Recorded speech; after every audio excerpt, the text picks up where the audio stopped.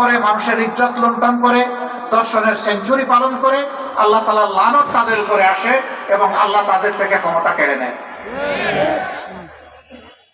ক্ষমতা কারো ইজ্জতের বাহন হতে পারে না।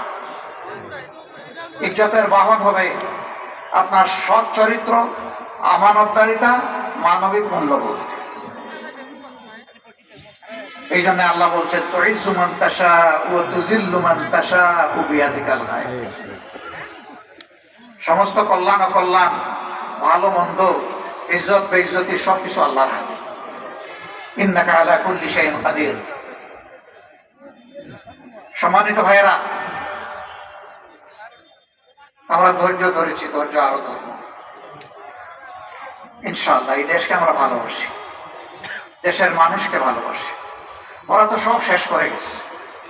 উন্নয়নের নামে আমাদের সমস্ত সম্পদ চুরি করে বিদেশে নিয়ে গেছে। ওরা গেছে পরে, সম্পদ পাঠাই দিছে আগে। ওরা 2,26,000 কোটি টাকা বাংলাদেশ থেকে চুরি করে নিয়ে গেছে। সরি, 26 লক্ষ কোটি টাকা বাংলাদেশ থেকে চুরি করে নিয়ে গেছে। যদি এইটাই তাদের দেশ হতো, তাহলে দেশের টাকা কেউ কি বিদেশে চুরি করে, পাচার করে পাঠায় না। এটা ছিল তাদের জমিদারি, এখান থেকে খাজনা আদায় করবে, আর দেশ তাদের এই দেশের বাইরে। কোথায় কোথায় আমাদের হাতে টিকিট ধরে দিত, অমুক দেশে চলে যাও, তমুক দেশে চলে যাও। তোমাদের টিকিট জাতি ঘৃণা বলে প্রত্যাখ্যান করেছে, তো তোমরা বিনা টিকিটে অন্য দেশে গেলা কেন? তো ভালো করলাম না তোমরা। এই দেশে যদি তোমাদের দেশ হয়, মাটি কামড়ে পড়ে থাকতা এবং প্রমাণ করতা যে তোমরা দোষী বা নির্দোষ।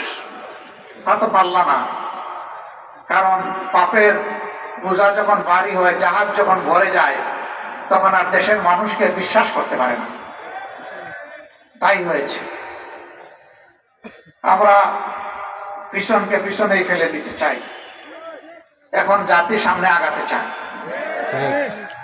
জাতিকে সামনে আগাতে হলে এই জাতির মধ্যে সীসা ডালা প্রাচীরের ঐক্য লাগবে।